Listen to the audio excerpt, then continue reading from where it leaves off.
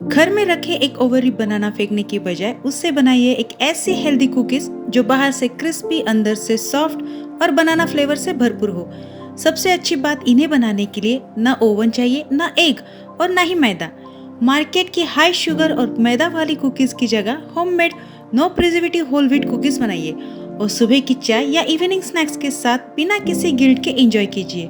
और इनका स्वाद इतना लाजवाब है कि जब भी कुछ मीठा खाने का मन करे, ये कुकीज आपकी स्वीट क्रेविंग को आसानी से सेटिस्फाई कर देगी। सबसे पहले एक बाउल में अनसॉल्टेड बटर और ब्राउन शुगर डालकर 2 से 3 मिनट तक अच्छी तरह से मिक्स कर लेना है ताकि ब्राउन शुगर अच्छी तरह से डिसॉल्व हो जाए। अब पके हुए केले के साथ 2 चम्मच मिल्क पाउडर डाल दीजिए। मिल्क पाउडर टोटली ऑप्शनल है, लेकिन इसे डालने से कुकीज का टेस्ट और भी रिच और डिलीशियस हो जाता है।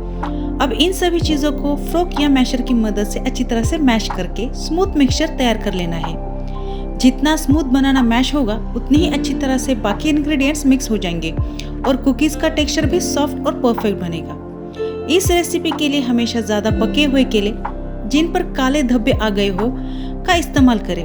ऐसे केले अधिक मीठे और फ्लेवरफुल होते हैं। यहाँ पर बनाना एसेंस डाल देंगे। अगर आपके पास बनाना एसेंस नहीं है तो आप वैनिला एसेंस का भी इस्तेमाल कर सकते हैं। मैंने यहाँ बनाना एसेंस और वैनिला एसेंस दोनों का इस्तेमाल किया है, जिससे कुकीज में रिच बनाना फ्लेवर के साथ हल्की सी वैनिला एरोमा भी आती है। यकीन मानिए, यही छोटा सा सीक्रेट इंग्रेडिएंट आपके कुकीज को बिल्कुल बेकरी स्टाइल टेस्ट, शानदार एरोमा और एक प्रीमियम फ्लेवर देगा। इस बनाना मिक्सचर में छानकर गेहूं का आटा, बेकिंग पाउडर, बेकिंग सोडा और एक चुटकी नमक डाल दीजिए। अब सभी इंग्रेडिएंट्स को हल्के हाथों से फोल्ड करते हुए मिक्स करें। ज्यादा ओवर मिक्स बिल्कुल ना करें, बस इतना मिलाइए कि एक सॉफ्ट और क्रम्बली डो तैयार हो जाए।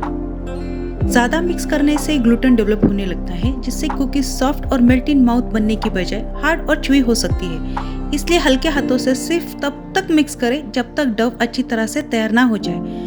अगर डो आपको थोड़ा सा ज्यादा स्टिकी लगे तो उसमें थोड़ा सा गेहूं का आटा ऐड करके फिर से हल्के हाथों से मिक्स कर ले।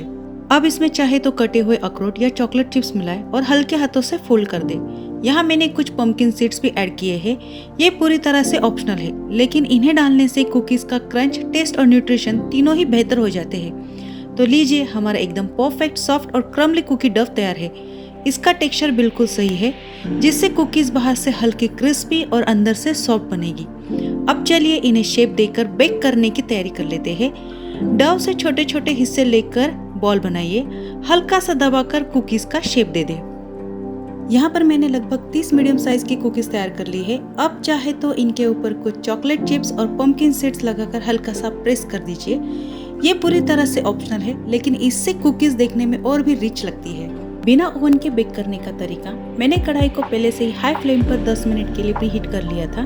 फिर भी आइए प्रोसेस एक बार देख लेते हैं। एक मोटे तले की कढ़ाई में स्टैंड रख दें और ढक्कन लगाकर 10 मिनट तक हाई फ्लेम पर प्रीहीट करें। अब बटर पेपर लगी प्लेट पर कुकीज रखें और कढ़ाई में अंदर रख दें।